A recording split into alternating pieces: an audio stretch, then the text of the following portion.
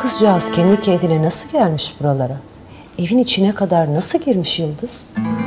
Vallahi ben de hiçbir şey anlamadım. Ya bizim konağa girmek öyle kolay değildir. İlla ki biri görür. Hırsız mırsız desem, yok o da değil besbelli. Temiz yüzlü bir yavrucak. Ne vakittir orada acaba? Konuşmuyor. Sağır dilsiz olmasın sakın. Yok Yıldız'ım. İşitiyor da gerisini ben de bilemeyeceğim. Ay Macide Hanımcığım, şaştım kaldım vallahi. Ben bu yaşıma geldim. Ne böyle bir şey gördüm ne de duydum. Bu böyle olmaz Yıldız'ım. Polise haber vermemiz icap eder.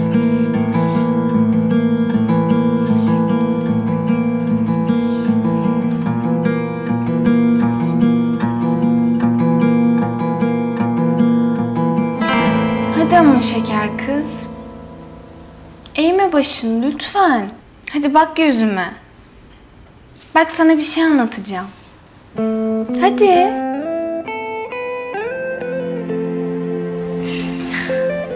Ha şöyle. Bak şimdi. Hani az önce gördüğün başı örtülü güzel bir teyze var ya. İşte o Macide Hanım. Bu konağın sahibi. Ben buraya geldiğimden beri bana o kadar iyi davrandı ki beni hep koruyup kolladı. Yani anlayacağın, gönlü zengin, çok temiz kalpli, melek gibi bir kadın.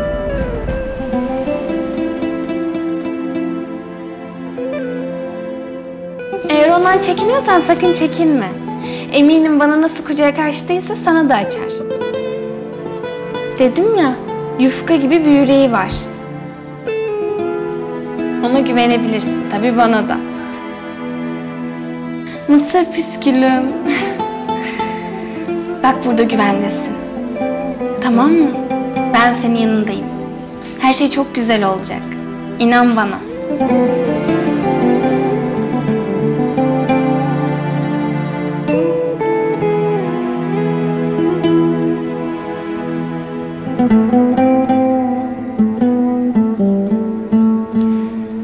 Korkmuş garibim.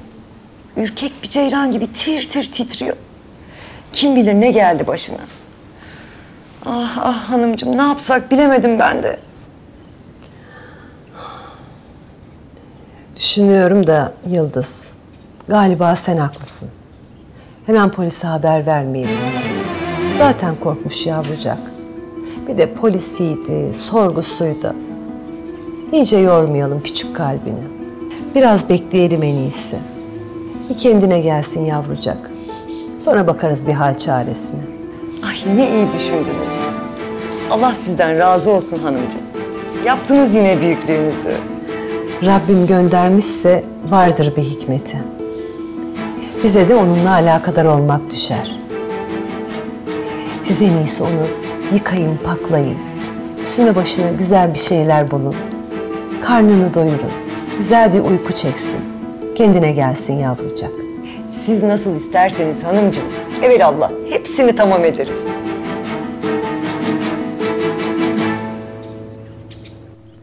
Tomurcuk Sokak,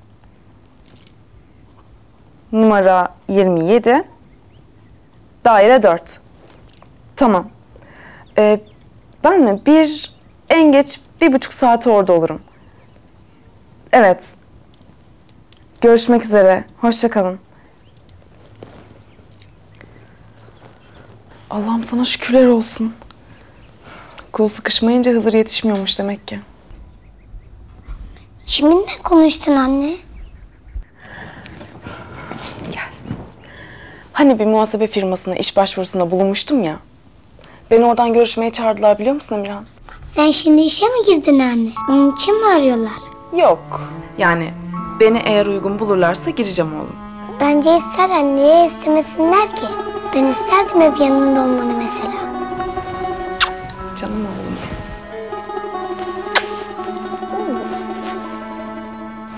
Ama şimdi gideceksen pasta ne olacak? Yapamayacak mıyız? Yok yapacağız oğlum.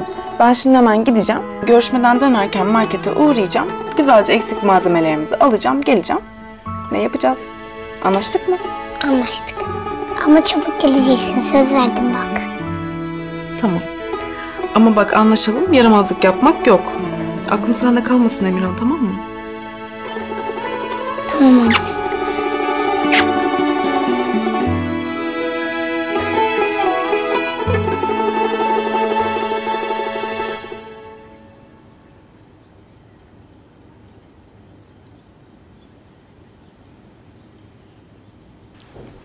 Ne güzel saçların var senin böyle. Güneş gibi. Biliyor musun? Küçükken hep senin gibi saçlarım olsun isterdim. Böyle mısır püsküllerini alırdım, örerdim arda arda. Kafama takardım, öyle gezerdim sokakta. Başta kızlar benimle alay etmeye başladılar. Ama sonra onlar da takmaya başladılar kafaları koçanları.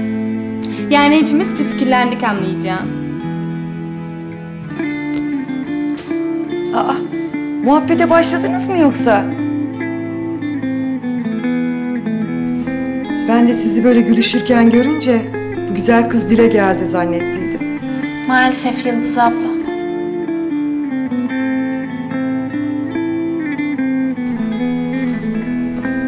Ah benim güzel kızım. Ne oldu da böyle suskun kaldın ha? Bir anlatsan. Pek de güzelsin maşallah ya. Rabbim seni nazarlardan korusun inşallah. Reyhan'ım, Macide Hanım dedi ki, bu güzel kızı böyle yıkayın, paklayın, böyle mis kokan ciciler giydirin dedi. Hadi. Hadi güzel kızım. Tut elimi de gidelim hamama. Hadi.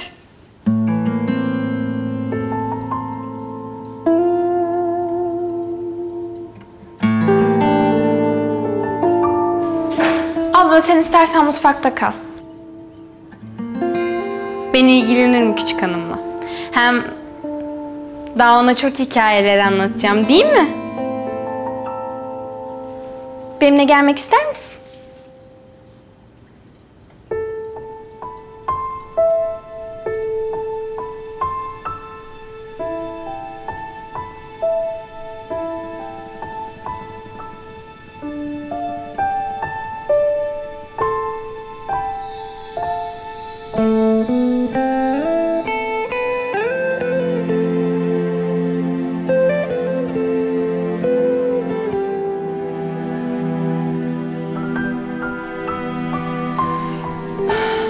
Oy benim ürkek ceylanım. Ne yaptılar sana? Neler yaşadın da böyle lal oldu dillerin kim bilir? Of!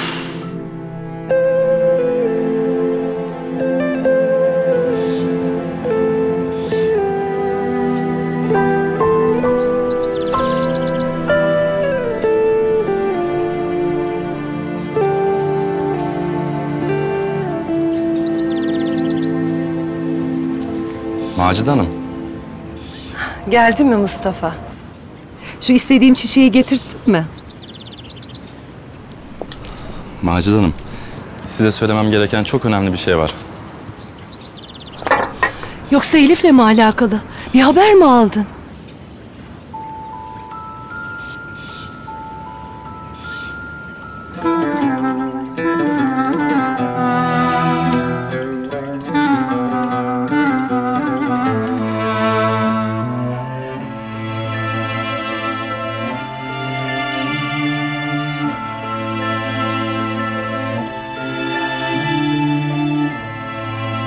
Şaşırdın kaldın ama değil mi?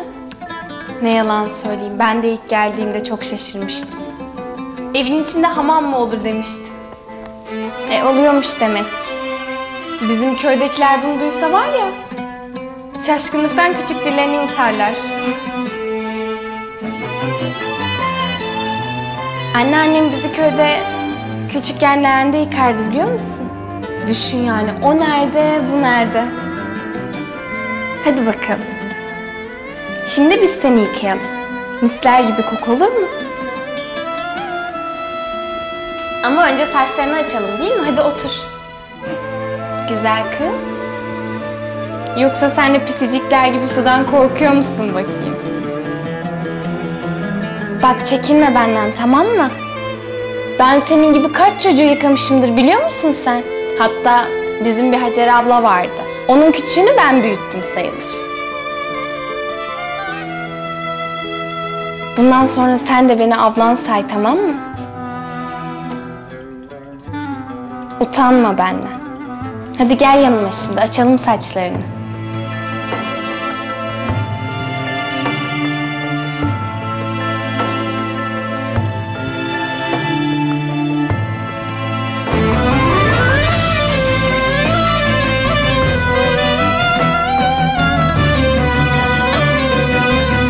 Senin ne kadar da güzel saçların var öyle upuzun.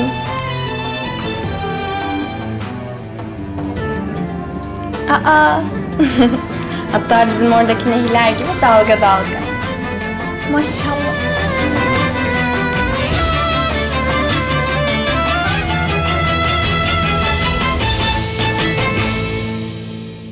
Kim ne dedi? Doğru düzgün anlat şunları Mustafa.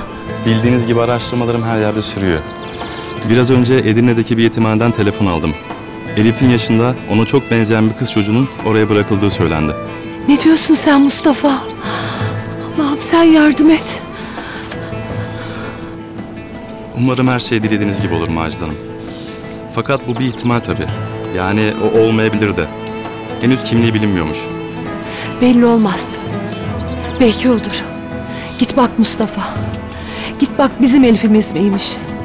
Yüce Rabbim yüzümüze baksın da inşallah Elif'imizi bulalım. Gideceğim tabii ki. Şimdi hemen yola çıkıyorum ben de zaten. Akşama dönmüş olurum. Tamam. Hadi hiç vakit kaybetme. İnşallah bu defa Elif'i size getirebilirim. İnşallah Mustafa.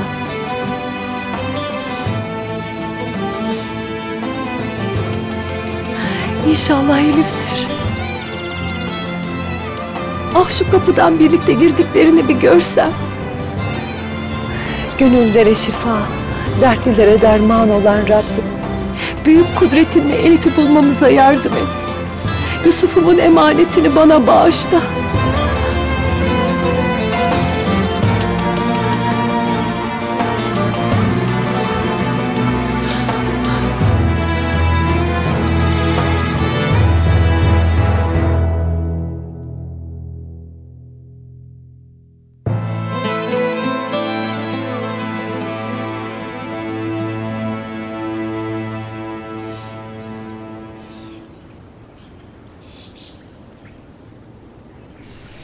Oh, misler gibi koktun.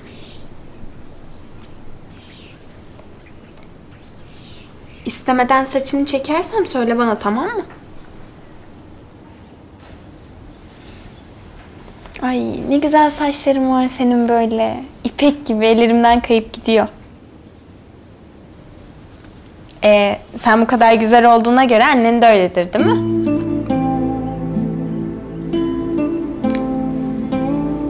Peki annenin gözleri de senin gözlerin gibi yeşil mi?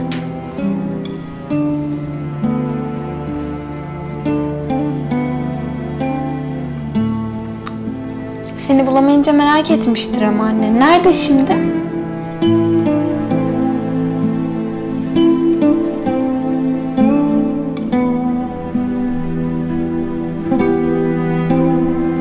Ay ben ne dedim öyle ya? Üzdün mü seni mısır püskülüm? Ya sen benim kusuruma bakma. Ben öyle ağzım açılınca abuk subuk konuşurum. İstemeden üzdüm seni. Kusuruma bakma. Hem benim de annem senin annen gibi yanımda değil, biliyor musun? O da çok uzakta. Gel bakayım böyle. Demek ki yuvalarından ayrı düşmüş iki kuşuz biz, öyle mi?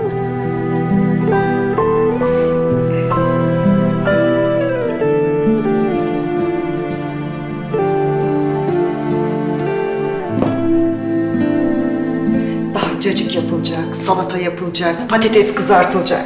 Ah Vildan'a, yine iş çıktı, kaçtı gitti. Pilav unuttum. Ah, neyse, az daha dibini tutuyormuş. Kapatayım altını.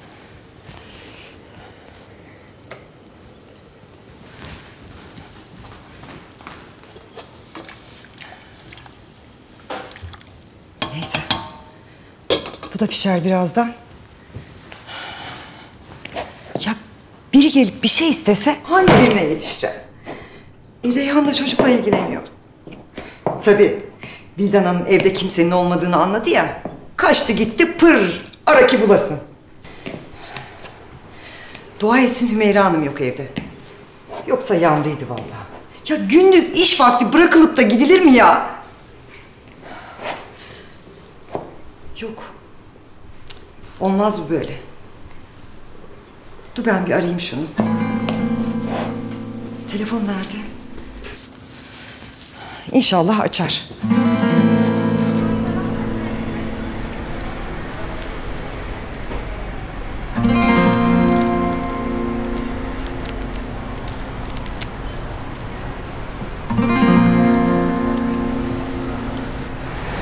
Ay yok ya. Bu hiç olmadı. Cık. Aynalı gözlüğünde modası geçti zaten. Kesin Yıldız. 2 dakika duramadı gene. Aradığınız kişiye şu an ulaşılamıyor canım. Yani güya yanına yardımcı aldılar ama yok. İlla Vildan'ı darlayacak. Ya hazır Tarık yok. Sarı çiyankilerde. Oh, biraz keyfime bakacağım be. Cık. Aman yok. Hiçbiri güzel değil zaten.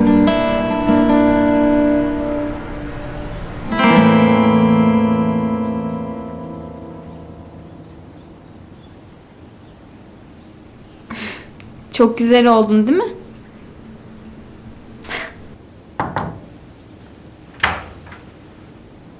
Aa, ne yaptınız?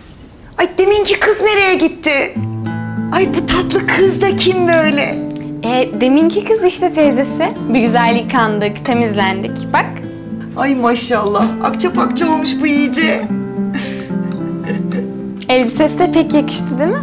Ya iyi ki kimseye vermemişim. Bizim bir kızımız vardı mutfakta, yardımcı bana. Sonra o memleketine gitti. Onun kızından kalma. Tam da oldu üstüne. Ya. Neyse ben yavaştan akşam yemeği hazırlığına başlayayım. İşte gördüğün gibi bizimki hala yok ortalıkta. Yatanın yürüyene borcu var diye boşuna söylememişler. Bu kız bana ne yapsa ödeyemez. Kim için diyorsun Yıldız abla? Ay kim olacak? Vildan tabii ki kızım.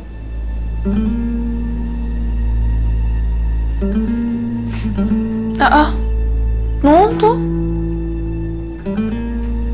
Niye korktun?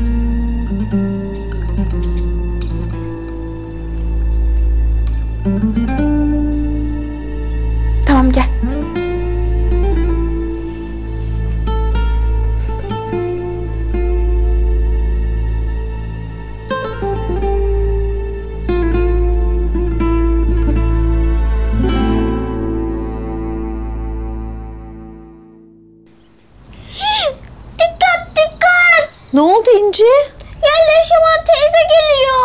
Of, hayır ya. Hatta Şafak abi de yanında bak. Ya hayır gelsin de. Ya çok konuşuyor İnci. Ya gelmeyin. Oh, atlattık. Oh hele şükür. Nasıl görmedin oğlum ya? Bayağı görmedim işte anne. Biz içeri girerken onlar da annesi Havva Hanım'la birlikte çıkıyorlardı. Annesi de mi dikkat etmedin? Etmedim anne.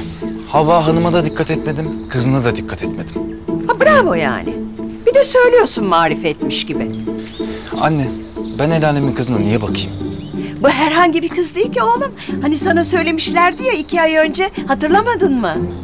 Hiç hatırlamadım hiç. Aa, nasıl hatırlamazsın? Boylu postlu dalyan gibi kız. Yanakları da kırmızı kırmızı. Sanki İstanbul'da değil de yaylada yetişmiş gibi. Hani teyzengiller sen küçükken Almanya'dan gofret getiriyorlardı ya. O gofretin üstündeki sarı kızlara benziyor. Ne oldu? Gülünecek bir şey mi dedim ben? Anne bak, 1000 kere söyledim yine söylüyorum. Ben bu şekilde evlenmek istemiyorum. Ay neyi varmış bu şeklin? Anne ben sana dert anlatamayacağım. Allah Allah yani. Ben senin iyiliğin için söylüyorum oğlum.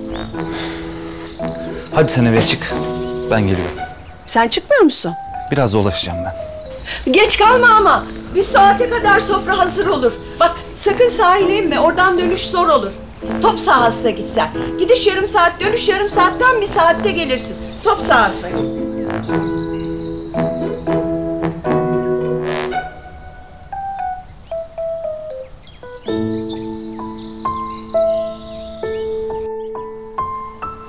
Of, hadi anne, nerede kaldın? Gel artık. Ama çabuk gelecektin. Of.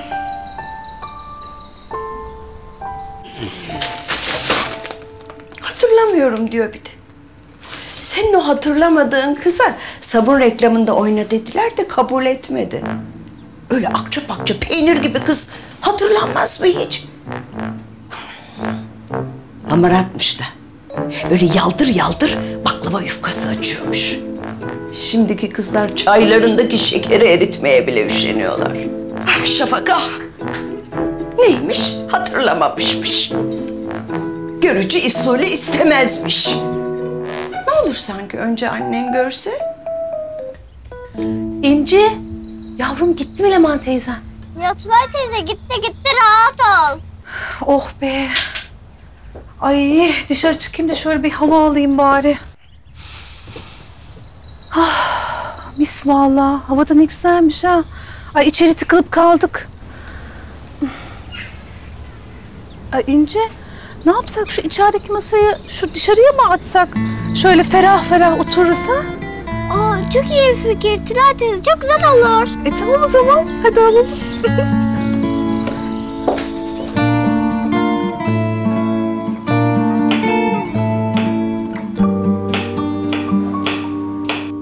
Mısır püskülüm, bak senin için yemekler yaptık. Yersin değil mi? Pilav yaptık, patates kızartması yaptık, köfte de yaptık. Yersin değil mi? Vallahi ben bu yemeklere hayır diyecek bir çocuk daha tanımıyorum. Yer tabii, yemez mi hiç ablası? Acıkmıştır tabii ki. Sütü de hazır.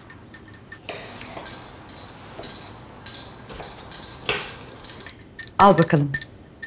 Bunun hepsini güzelce iç, tamam mı? Ballı tarçınlı. Hah! Bildan geldi galiba.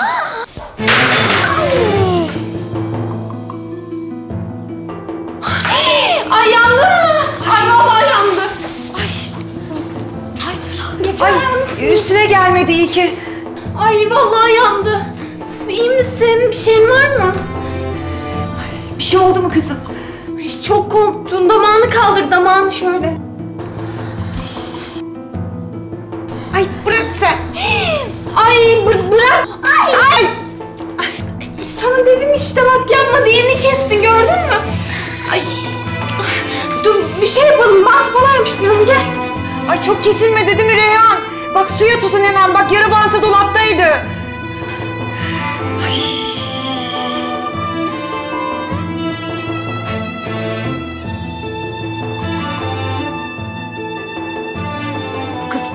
Vildan lafını duyunca eli ayağına dolaşıyor. Bir şey mi oldu acaba?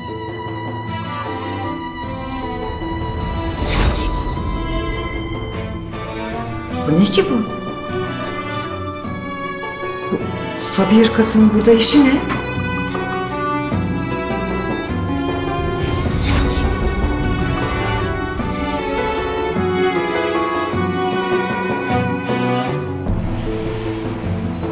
Yoksa çocuğu Vildan mı getirdi eve?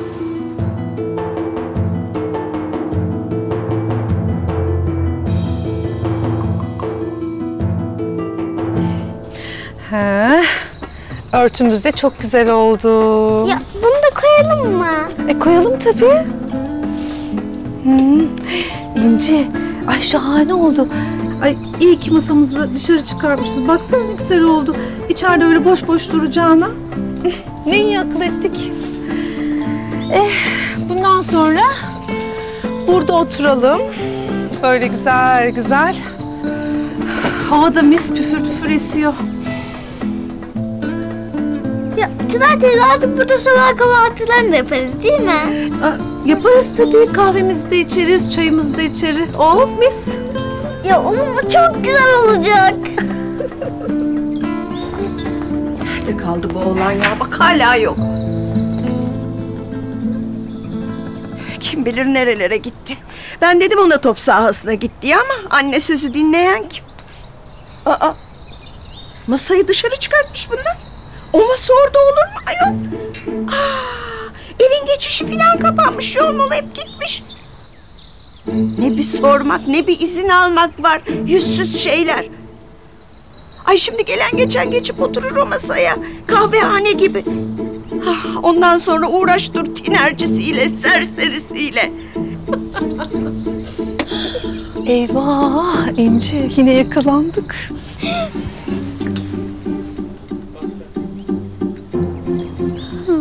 Bir de gözümün içine bakıyorlar. Bu ne genişlik böyle? Ne bir utanma, ne bir sıkılma, hiçbir şey yok. Çınar teyze bize baka baka ne diyor? Ay, bilmiyorum ki güzelim ben de. Yani kim bilir ne konuşuyor. Hayırlısı bakalım.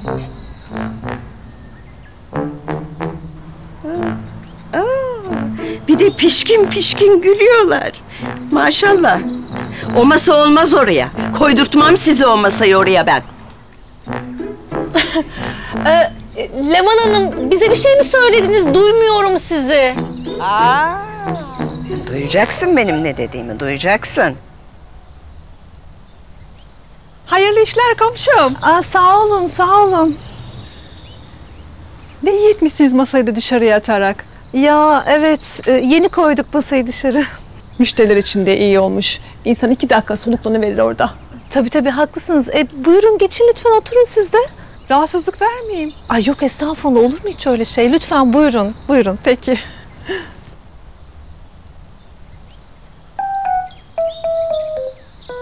Aslında eskisi değilim ben bu mahallenin. Yeni taşındım.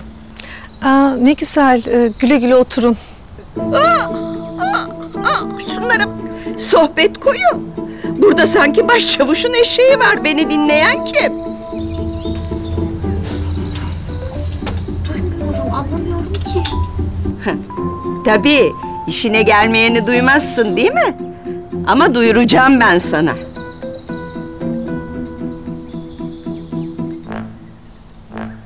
Yüncü orası kızım, yüncü. Kahvehane değil öyle masa filan. Ondan sonra eline gelen gelecek çan çan çan çan çene çene. Ferit'im görse kim bilir ne üzülürdü.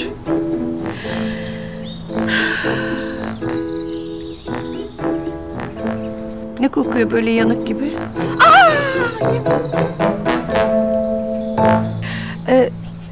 Kahve söyleyeyim, içer misiniz? Zahmet olmasa içerim vallahi. Ben gidip söylerim. Dur İnci, dur bekle. Ne tatlı şeysin sen öyle maşallah.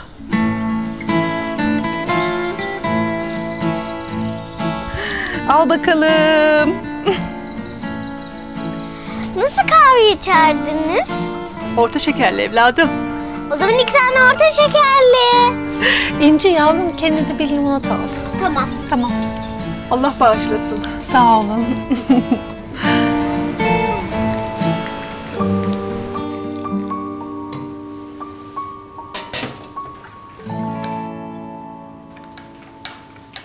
Geldiniz mi? Ben de yeniden süt hazırladım kızıma. Al bakalım kızım. Geçti mi parmağının acısı? Sıkı tut. Reyhan kızım, bir bakar mısın bana?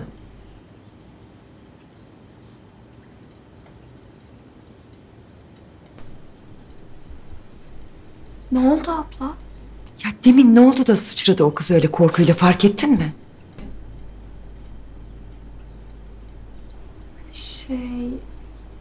Vallahi bilmem ki. Vildan geliyor deyince korktu gibime geldi.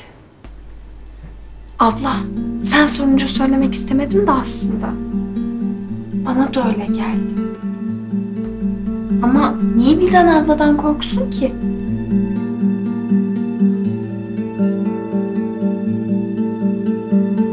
Bana bak, kızınkilere Vildan kitlemiş olmasın? Aa, niye böyle bir şey yapsın ki? Baksana, ortalıkta da yok hala. Arıyorum, telefonlarını açmıyor. Allah Allah. Vildan ablanın ne işi olur ki bu kızla?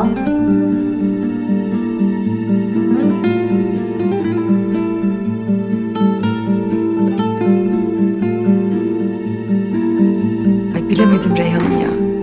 Acaba Macide Hanım'a her şeyi anlatsak mı? Bilmem.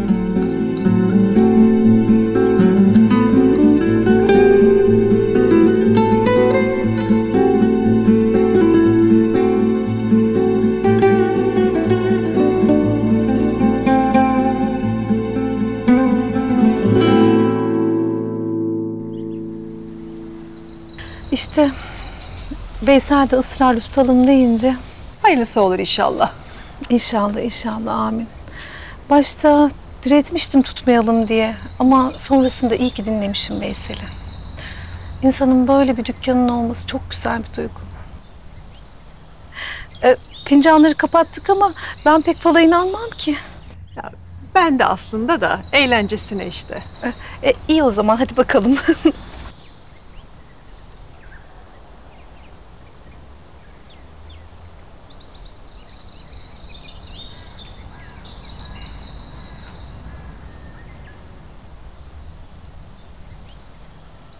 Çok temiz açılmış fincanınız Tülay Hanım.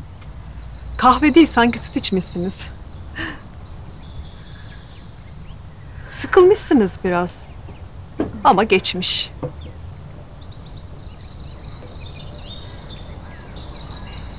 Ama üzülmeyin. Bakın. Bakın. Şurada bir arı var, gördünüz mü? Bu gerçekten arı. Peki bu ne demek? Keder, sıkıntı, üzüntü, ne varsa hepsi geçecek. Hepsi, kötü ne varsa hepsini unutacaksınız. Ay hadi hayırlısıyla inşallah. Bakın, şurada da bir ayak var. Birine yardım edeceksiniz siz. Kim, ben mi? Allah Allah.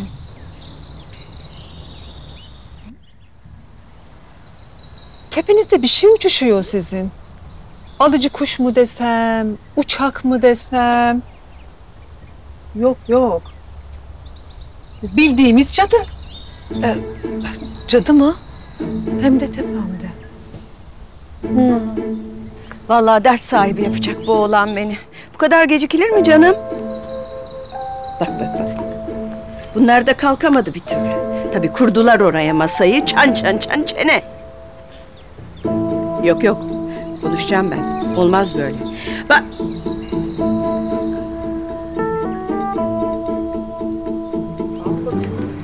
Fal mı o? Ay vallahi fal bakıyor.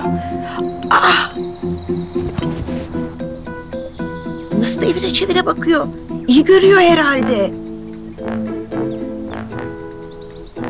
Ben Şafak gelmeden bir gideyim de şunlarla konuşayım. Kadın kimmiş, neyin nesiymiş bir öğreneyim bari. Dediğim gibi benimkisi eğlencesine işte. Ağzınıza sağlık vallahi. Çok eğlendim. O kadar iyi geldi ki ya içim açıldı. Vallahi bana da öyle geldi. Kahvede, sohbette. Teşekkür ederim. Leman Hanım, hoş geldiniz. Hoş bulduk, hoş bulduk. Ay yukarıda bir daraldım şöyle. Acık oturayım şuraya. Oturun, oturun. Siz ne yapıyorsunuz? Kahve falı mı bakıyorsunuz? Ay ben de isterim vallahi. Yani öylesine eğlenelim diye.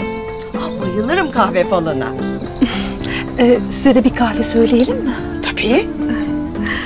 İnci kızım, Leman teyzene de bir kahve söyler misin? Söylerim tabii.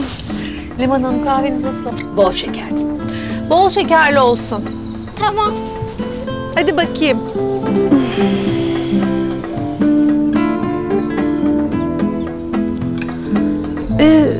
Leman Hanım, siz demin balkondan bir şey mi söylemiştiniz bana? Ha. Masayı buraya koymuşsunuz ya. Onu diyordum. Çok iyi olmuş. Buyurun Macide Hanımcığım. Sağ ol Yıldız'ım. Nasıl oldu çocukcağız? Daha iyice. Konuştu mu artık? Söyledi mi bir şey? Konuşmadı da Ne oldu? Kötü bir vaziyet mi var? çocuk ağzını açmıyor. Bir haller var. Nasıl? Ya ikidir bizim Vildan'ın lafı geçtikçe tir tir titriyor. Eli ayağına dolanıyor yavrucağın. Korkudan bardağı elinden düşürdü. Allah Allah. Vildan'la ne alakası var ki? Tanıyor mu ki Vildan'ı? Vallahi ben de hiç bilemedim hanımcığım. Benim de anladığım bu.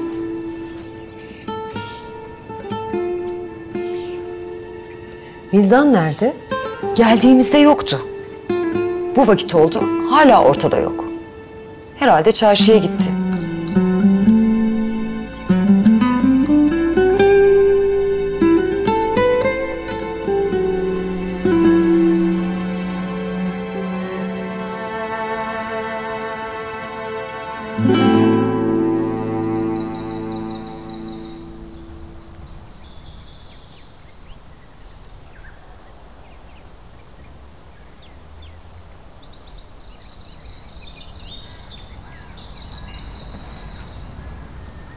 Ne oldu komşu? Söylesene, kötü bir şeyler mi var? Cenaze falan mı yoksa dağlara taşlara? Ay Leman Hanım Allah korusun demeyin öyle şey. Söylesene, 2 saattir çevirip duruyorsun. Ay içim şişti vallahi. Fincan çat diye çatlayacak şimdi. Şimdi Leman Hanım, yani fincanınız biraz sıkıntılı. Doğru. Son zamanlarda biraz sıkıntılıyım. Bir öküz oturdu içime. Bu öyle bir şey değil.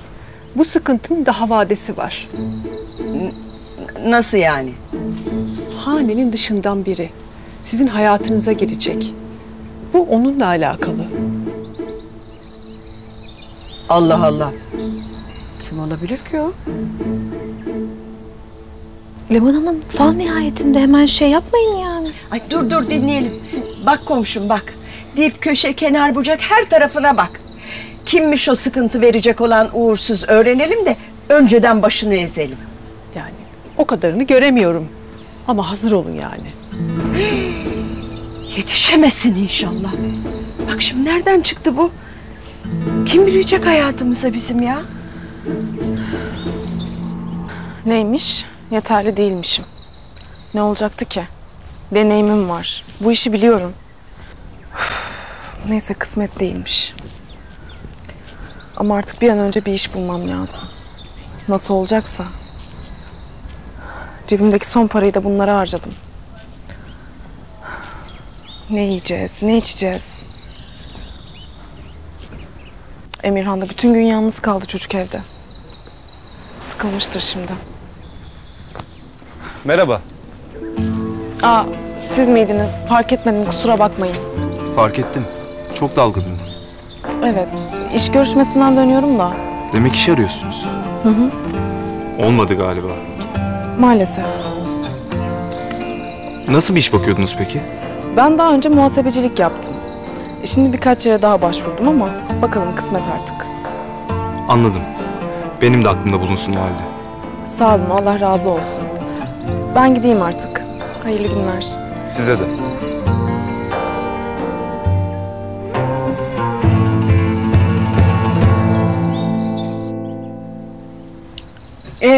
Başka ne gördün komşu? Vallahi şöyle uzun boylu biri var. Öyle başı önde, efendiden. Bak bak. Ha, gördüm. Oğlumdur. Şafak. Kuzumun başı önündedir. Pek efendi yetiştirdim onu. Yani bu çocuk birine yaslamış sırtını. Sanki güç alır gibi. O da benimdir herhalde. Hep destek oldum, güç verdim ona ben. Yani bu demin gördüğüm sıkıntı da oğlunla alakalı sanki. Sen de hiç iyi bir şey söylemedin ama komşu. Hakikaten komşum, yani birazcık iyi şeyler söylesene. Ne yapayım, ben gördüğümü söylüyorum. Bakın biri gelmiş oğlunuzun yanına oturmuş. Üstünde de gelinlik mi var desem, öyle kabarık bir elbise mi var desem. Nesi sıkıntı bunun? Oğlum evleniyor işte, ne güzel. Değil işte, öyle değil. Sen istemeyeceksin çünkü onu. Bak, sırtını dönmüşsün gelinlikli olan kişiye. Ben mi istemeyeceğim ayol? Ben istiyorum da oğlum istemiyor. İyi de burada öyle görünmüyor ama. İçimi şişirdin vallahi. Benim istemediğim gelini benim oğlum hiç istemez. Oğlumu tanısan böyle fal bakmazdın bir keresi. Neyse. Ocakta yemeğim var benim. Hadi hoşça kalın. Komşum, keşke biraz iyi bir şeyler söyleseydin. Ay, çok bozuldu. Ne yapayım? Gördüğümü söylüyorum. Öyle ısmarlama şeyler söyleyemem ki. Ne gördüysem o.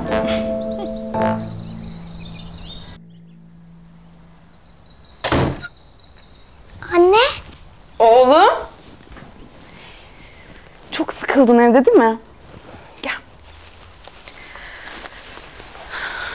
Gittiğim yer çok uzakmış oğlum. O yüzden dönemedim hemen. Her gün oraya mı gideceksin artık? Yok. Yani gitmem gerekmeyecek. Beni uygun bulmadılar o işe. Neden? Daha yüksek okullarda okuyan birilerini istiyorlarmış. Peki sen neden yüksek okullara gitmedin anne? Gittim ama bitiremedim. Neden ki? Kısmet olmadı oğlum. Sen gel sarıl bakayım anneye. Ben seni çok özledim. Sen beni hiç özlemedin mi? Özledim.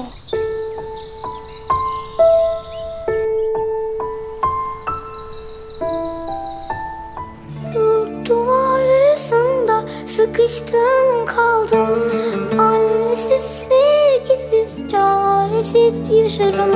Kara kışlar geçmez mi? Bahar hiç gelmez mi? Yoruldum ağlamaktan, nedir günahım? Dört duvar arasında sıkıştım kaldım. Annesiz, sevgisiz, çaresiz yaşarım. Kara kışlar geçmez mi? Bahar hiç gelmez mi? Yoruldum ağlamaktan, nedir günahım? Buradayım, buradayım, buradayım işte. Söyleyin kim yaramı saracak? Buradayım, buradayım, buradayım işte.